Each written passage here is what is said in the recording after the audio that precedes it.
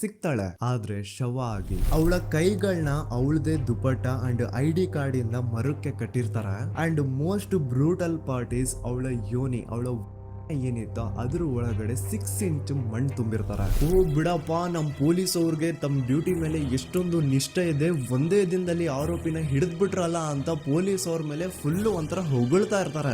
ಆದ್ರೆ ಪಾಪ ಜನರಿಗೆ ಎಲ್ಲಿ ಗೊತ್ತಿತ್ತು ಈ ಕೇಸ್ ನ ರಿಯಲ್ ಆರೋಪಿ ಬೇರೆ ಯಾರೋ ಇದಾರೆ, ಪೊಲೀಸ್ ಅವರೇ ಈ ಕೇಸ್ ನ ಮಿಸ್ಲೀಡ್ ಮಾಡೋದಕ್ಕೆ ಸುಮ್ನೆ ಸಂತೋಷ್ನ ಅರೆಸ್ಟ್ ಮಾಡಿದ್ದಾರೆ ಅಂತ. ಪೊಲೀಸ್ ಅವರು ಈ ಕೇಸ್ ಅಲ್ಲಿ ಕರಪ್ಟ್ ಆಗಿದ್ದಾರೆ, ಪೊಲೀಸ್ ಅವರೇ ಸತ್ಯ ಮುಚ್ಚಿಡ್ಲಿಕ್ಕೆ ಟ್ರೈ ಮಾಡ್ತಿದ್ದಾರೆ. ಹಾಗಾಗಿ ಈ ಕೇಸ್ ನ ಇನ್ಮುಂದೆ ಪೊಲೀಸ್ ಅವರಲ್ಲದೆ CBI ಅವರು ಇನ್ವೆಸ್ಟಿಗೇಷನ್ ಮಾಡಬೇಕು, ಈ ಕೇಸ್ ನ CBI ಒಪ್ಸಿ ಅಂತ ಅಗೇನ್ ಪ್ರೊಟೆಸ್ಟ್ ಗಳು ಸ್ಟಾರ್ಟ್ ಆಗ್ತವೆ. ಸೌಜನ್ಯ ಕೇಸ್ ಒಂದೇ ಅಲ್ಲ, ನಾರಾಯಣ ಹಾಗೂ ಯಮುನಾ ಕೇಸಲ್ಲೂ, ವೇದವಲ್ಲಿ ಕೇಸಲ್ಲೂ, ಆ ಬ್ಯಾಂಕ್ ಮ್ಯಾನೇಜರ್ ನ ಕೇಸಲ್ಲೂ ಹಾಗೂ ಪದ್ಮಲತಾ ಕೇಸಲ್ಲೂ ಸೀದಾ ಡೈರೆಕ್ಟ್ ಡೌಟ್ ಬರೋದೆ ಊರಿನ ಗೌಡ್ರ ಮೇಲೆ. ಸೌಜನ್ಯ ಕೇಸ್ ಬಿಟ್ಟು ಆ ಇನ್ನೊಂದು ಕೇಸ್ ಯಾವುದು, ಅದಕ್ಕೂ ಸಂತೋಷ್ಗೂ ಏನ್ ಸಂಬಂಧ, ಅದ್ರಲ್ಲಿ ಯಾಕೆ ಸಂತೋಷ್ನ ಪೊಲೀಸ್ ಅವರು ಫಿಟ್ ಮಾಡಿದ್ರು ಅಂತ ಪ್ರತಿಯೊಂದು ಹೇಳ್ತೀನಿ.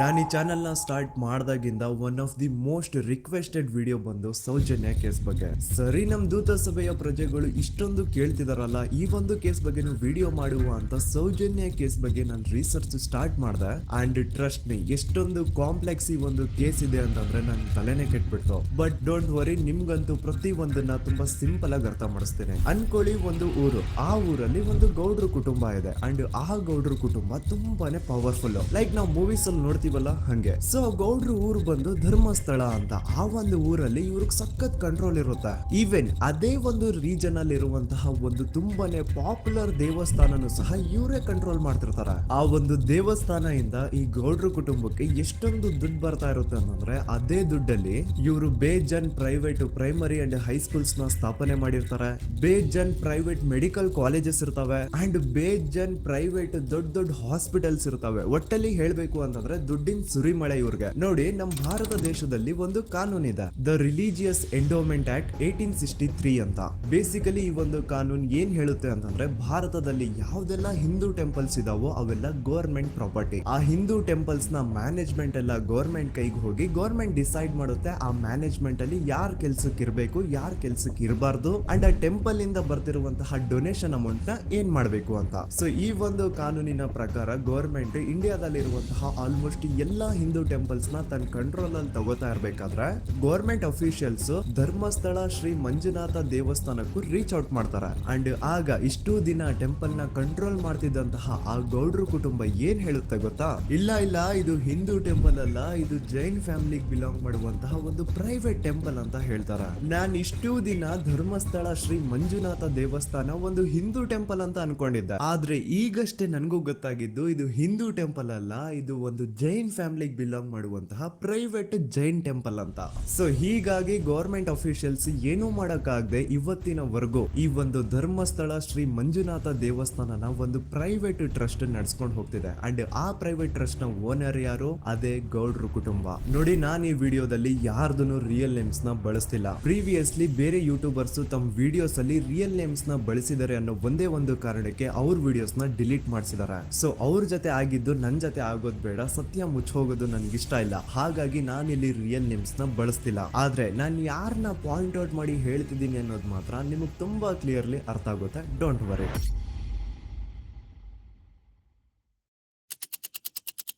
ದಿನಾಂಕ 9/10/2012. A very normal day for every one except Soujanya.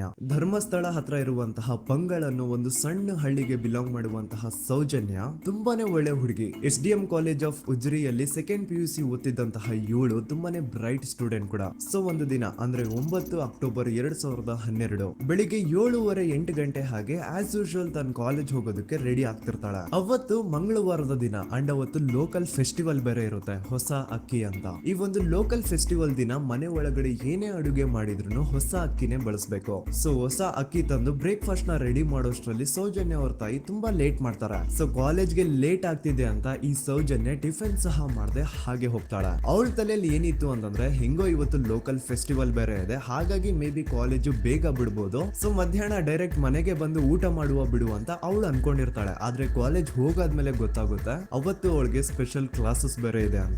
Soujanya breakfast ಕೂಡ ಮಾಡಿರಲ್ಲ ಅಂಡ್ ಲಂಚ್ ಬಾಕ್ಸ್ ಕೂಡ ತಂದಿರಲ್ಲ. ಹಾಗಾಗಿ ಲಂಚ್ ಟೈಮ್ ಅಲ್ಲಿ ಸೌಜನ್ಯನ ಒಬ್ಳು ಫ್ರೆಂಡ್ ಜಾನ್ವಿ ತಾನ್ ತಂದಿರುವಂತಹ ಲಂಚ್ ಬಾಕ್ಸ್ ಅಲ್ಲಿ ಒಂದಿಷ್ಟು ಲಂಚ್ ನ ಆಫರ್ ಮಾಡ್ತಾಳ. ಆದ್ರೆ ಸೌಜನ್ಯ ಪರವಾಗಿಲ್ಲ ನೀನ್ ತಿನ್ನು, ನಾನ್ ಮನೆಗೆ ಹೋಗ್ಬಿಟ್ಟು ಊಟ ಮಾಡ್ಕೊಂತೀನಿ ಅಂತ ಹೇಳ್ತಾಳ. ಸುಮಾರು ಮಧ್ಯಾಹ್ನದ 3:45ಕ್ಕೆ ಕಾಲೇಜ್ ಬಿಡುತ್ತೆ. ಸೌಜನ್ಯ ಕಾಲೇಜ್ ಇಂದ ಬಸ್ ಅಲ್ಲಿ ಬಂದು ನೇತ್ರಾವತಿ ಬಸ್ ಸ್ಟಾಪ್ ಹತ್ರ ಇಳ್ಕೋತಾಳ. ಅವಳ ಜೊತೆ ಅವಳ ಕ್ಲಾಸ್ ಮೇಟ್ಸ್ ಅಂಡ್ ಫ್ರೆಂಡ್ಸ್ ಎಲ್ಲ ಇರ್ತಾರೆ. ಸೊ ಅವ್ರಿಗೆಲ್ಲ ಬಾಯ್ ಹೇಳ್ಬಿಟ್ಟು ಸೌಜನ್ಯ ತನ್ನ ಮನೆ ಕಡೆಗೆ ಹೊರಡ್ತಾಳ.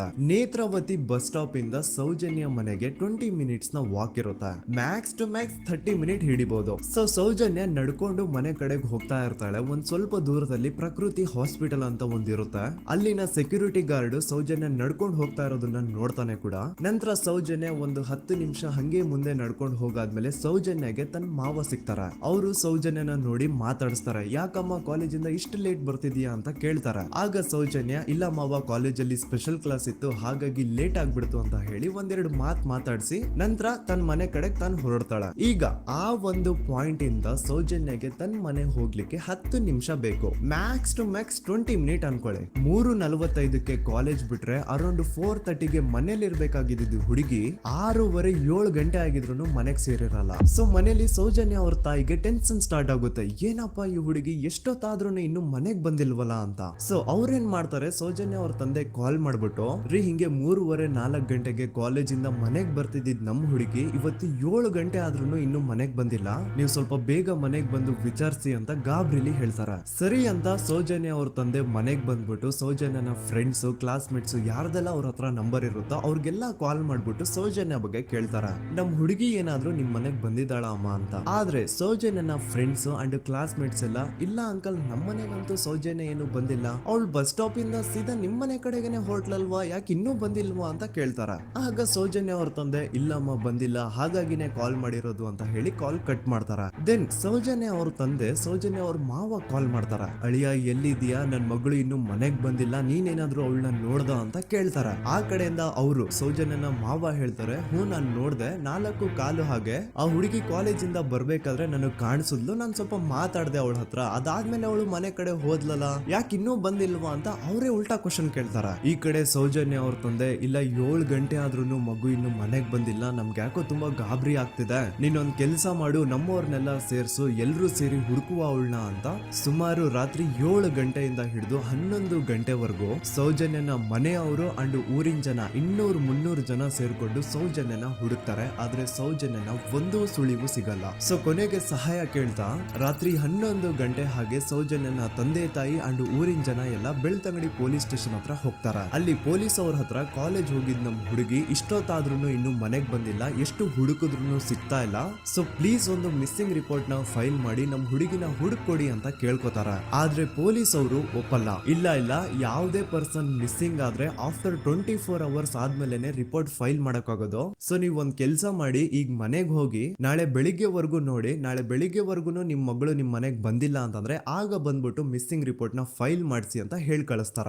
ಆಗ ಆಲ್ಮೋಸ್ಟ್ ಮಿಡ್ ನೈಟ್ ಆಗಿರೋದ್ರಿಂದ ಅಂಡ್ ಮಳೆ ಬೇರೆ ತುಂಬಾ ಜೋರಾಗಿ ಬರ್ತಾ ಇರುತ್ತೆ. ಸೊ ಈ ಸಿಚುವೇಶನ್ ಅಲ್ಲಿ ಸೌಜನ್ಯನ ಹುಡುಕ್ಲಿಕ್ಕೆ ಆಗಲ್ಲ. ನಾಳೆ ಬೆಳಿಗ್ಗೆ ಸೇರ್ಕೊಂಡು ಅಗೇನ್ ಎಲ್ರು ಸೌಜನ್ಯನ ಹುಡುಕುವ ಅಂತ ಸೌಜನ್ಯನ ಮನೆಯವರು ಅಂಡ್ ಊರಿನ ಜನ ಎಲ್ರು ತಮ್ಮ ಮನೆಗೆ ಹೋಗ್ಬಿಡ್ತಾರ.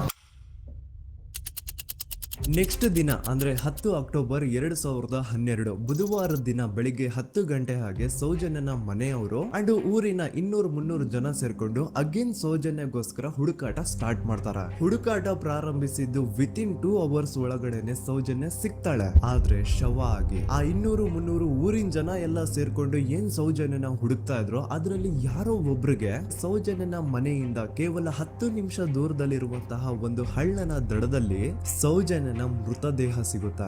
ಈಗ ಸತ್ತಿರುವಂತಹ ಸೌಜನ್ಯನ ಡೆಡ್ ಬಾಡಿ ಯಾವ ಒಂದು ಕಂಡೀಷನ್ ಅಲ್ಲಿ ಇತ್ತು ಅಂತ ಹೇಳ್ತೀನಿ, ಸ್ವಲ್ಪ ಗಮನ ಇಟ್ಟು ಕೇಳಿಸ್ಕೊಳ್ಳಿ. ಅವಳ ಕೈಗಳನ್ನ ಅವಳದೇ ದುಪಟ್ಟ ಅಂಡ್ ಐಡಿ ಸೌಜನ್ಯನ ಡೆಡ್ ಬಾಡಿ ಯಾವ ಒಂದು ಕಂಡೀಷನ್ ಅಲ್ಲಿ ಇತ್ತು ಅಂತ ಹೇಳ್ತೀನಿ, ಸ್ವಲ್ಪ ಗಮನ ಇಟ್ಟು ಕೇಳಿಸ್ಕೊಳ್ಳಿ. ಅವಳ ಕೈಗಳನ್ನ ಅವಳದೇ